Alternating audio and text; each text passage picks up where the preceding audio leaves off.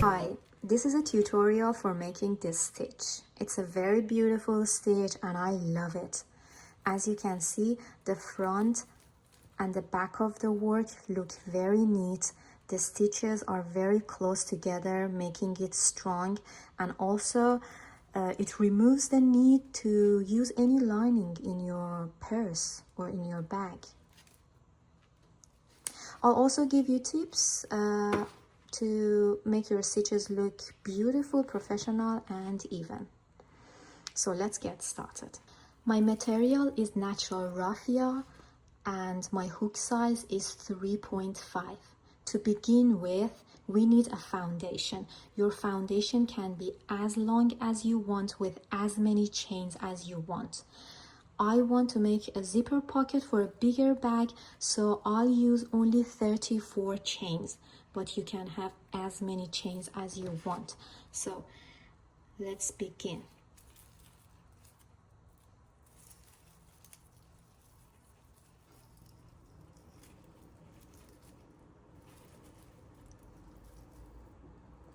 One,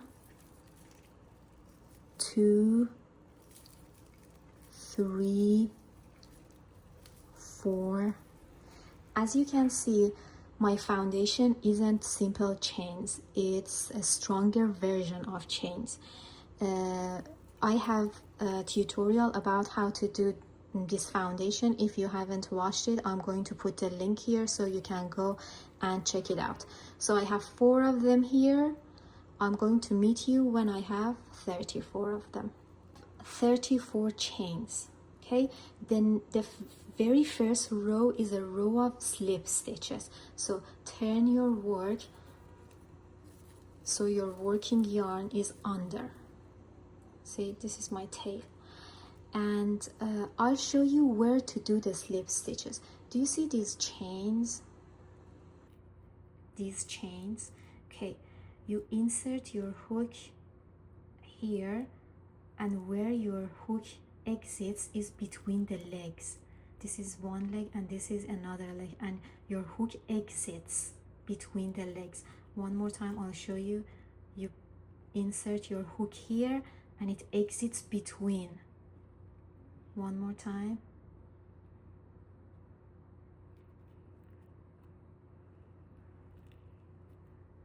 This is where we do the slip stitches. Okay, let's do the first one. So you insert your hook in the very first chain here. All right, and do a slip stitch. This is my first slip stitch. Next one.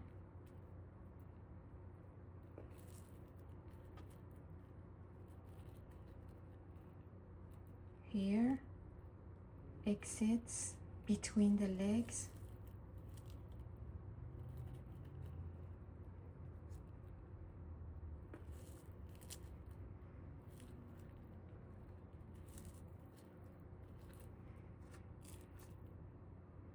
I hope you get the hang of it. So I'm going to continue this until I get to the end of the row and I'll meet you there.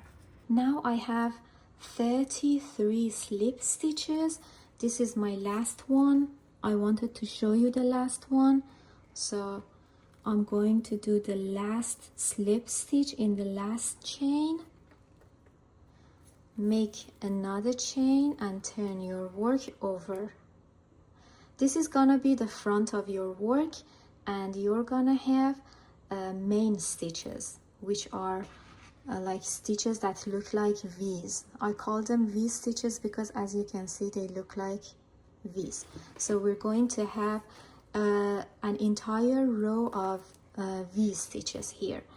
And before doing that, I'm gonna show you where to do those V stitches. So you have to do it in these holes. Do you see here? It's easy to notice these holes.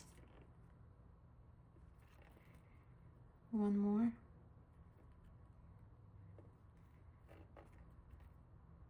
Okay, let's begin. So insert your hook here, yarn over, pull up a loop, nice and tall. I have my first stitch. Next one, remember, pull up a loop, nice and tall. I have the second V-stitch.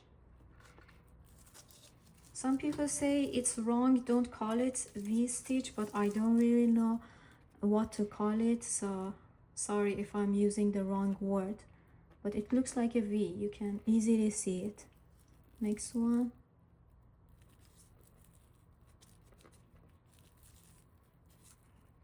The first row is normally the most difficult row, but don't worry, don't quit. It gets easier.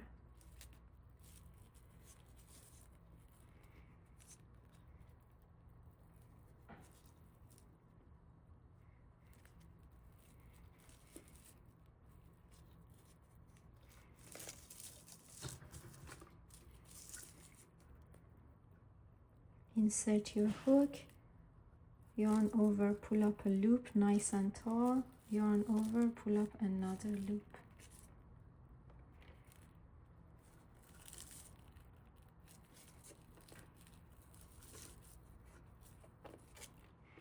Okay, I hope you find it easy enough. I'm going to continue doing the same thing until I get to the end, and I'll meet you there. Now I have 33 V stitches and I wanted to show you the last one.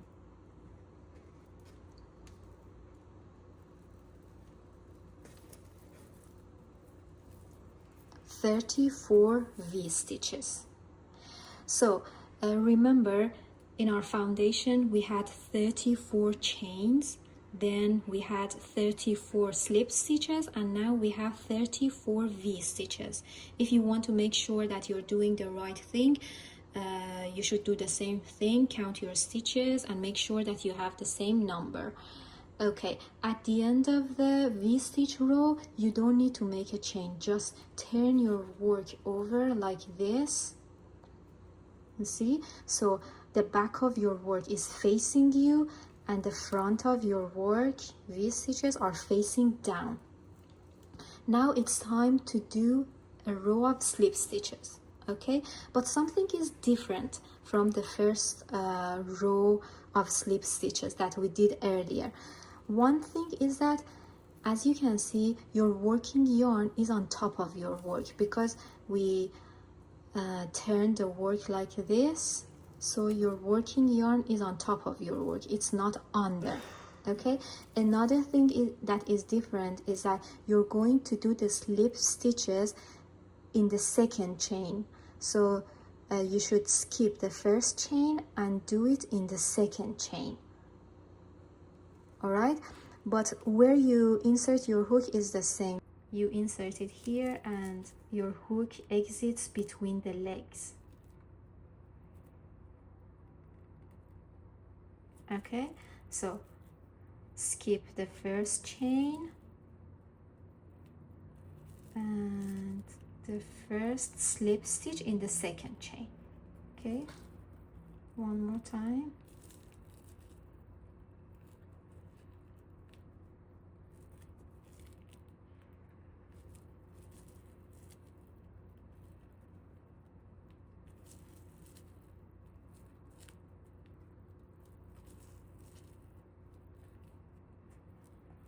Easy, right? So keep doing this until the end of the row and I'll meet you at the end. Now I'm at the end of the row and this is my last stitch, and I wanted to show you how to do the last stitch. So in the last stitch I'm going to do 2 slip stitches. One here and the second one here. Do you see? Here. Now I have 34 slip stitches. We skipped the first one, but we did 2 slip stitches in the last one. I hope it makes sense. So At the end of the slip stitch row, you need to make a chain and turn your work over. Now you have the front of your work facing you. So we want to do another row of V stitches. Before I begin, I want to show you where to insert your hook. So you insert your hook between the legs. Do you see? This V has two legs. You insert it between the two legs and exit it between the two legs at the back. One more time. Between the legs and between the legs. I'm going to show you a couple of more times without talking.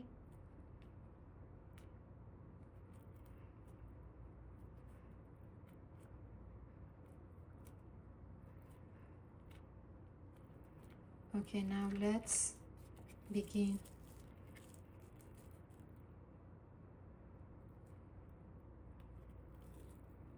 Nice and tall, please.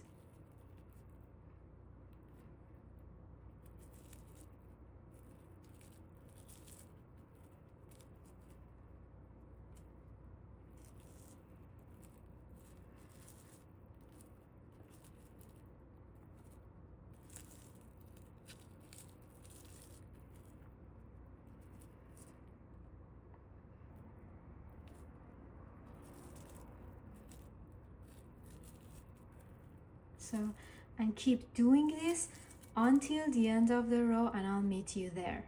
Now I have 33 V stitches and I wanted to show you the last one.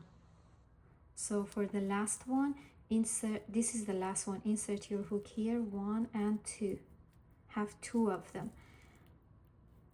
Pull up a loop, yarn over, pull up a loop. This is number 34. And we finished the second row of V stitches. At the end of the V stitch row, you don't need to make a chain. Just turn your work over and make sure that the working yarn is on top of your work. So do you remember? And now we need a slip stitch row. Skip the first one. I'm going to skip this first one and do a slip stitch in the second one. Easy peasy. We've done this before.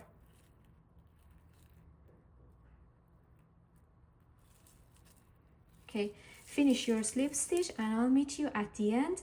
In the next row of V stitch, I'm gonna give you 3 tips to make your stitches look beautiful, professional and even. This is my last stitch, and if you remember, we're going to do 2 slip stitches in the last one. 1 and the second one here, and 2. At the end of your slip stitch row, you need a chain and turn your work over. Okay, now it's time for tips. Number 1, we've already talked about this. Make sure that when you make a V stitch, it's long and nice. You see how long and nice it is?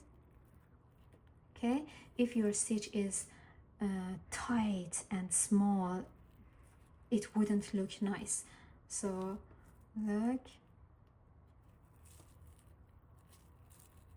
nice and tall. Tip number 2, make sure that the yarn is flat on your finger. Raffia is different from other types of yarn. It's very important to make it to keep it flat on your finger. If your yarn is twisted like this and you keep it like on your finger twisted and you make a stitch, you would have very ugly looking stitches. And to keep the yarn flat on your finger, I would say it's very important to have a yarn spinner. And it's easy to make a yarn spinner of your own. I've just used a shoebox and a long needle. You can use a pencil to make your yarn spinner, and keep the yarn spinner as close as possible to you, because the closer it is to you, the less likely the chances of the yarn to have twists and turns. So tip number 1, long and nice. Tip number 2, keep the yarn flat on your finger. Tip number 3 is very important. When you insert your hook, okay, put the yarn on top of your hook. Don't put the hook on top of your yarn. This is wrong. This is correct. And pull up a loop. You see how nice it is? One more time. Insert your hook, yarn on top of your hook. If you do the opposite and put the hook on top of your yarn, look what the result is. You see the twist here, which is very ugly looking. You see the twist? Yeah, so always make sure that the yarn is on top of your hook.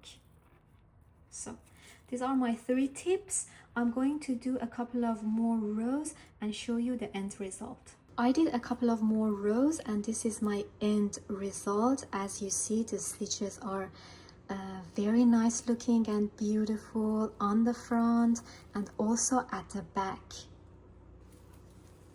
And if you end up having a panel that's deformed and distorted like my panel, don't worry, it's very natural. When you use raffia, it happens. But the good news is that natural raffia responds very well to steaming, and you can steam it and have it nice and flat. If you already know how to steam raffia, go ahead and steam your work. If you don't, I'm going to make a tutorial about how to steam your raffia, because as I said, raffia is different from other types of yarn and you need to know how to steam it. In my next video, I'm going to show you how to make a rectangular bag base using the same stitch, so stay tuned please. I hope you find my tutorials helpful and you like them. If you have any questions, write in the comments for me and I'll answer them. Have a good day and happy crafting.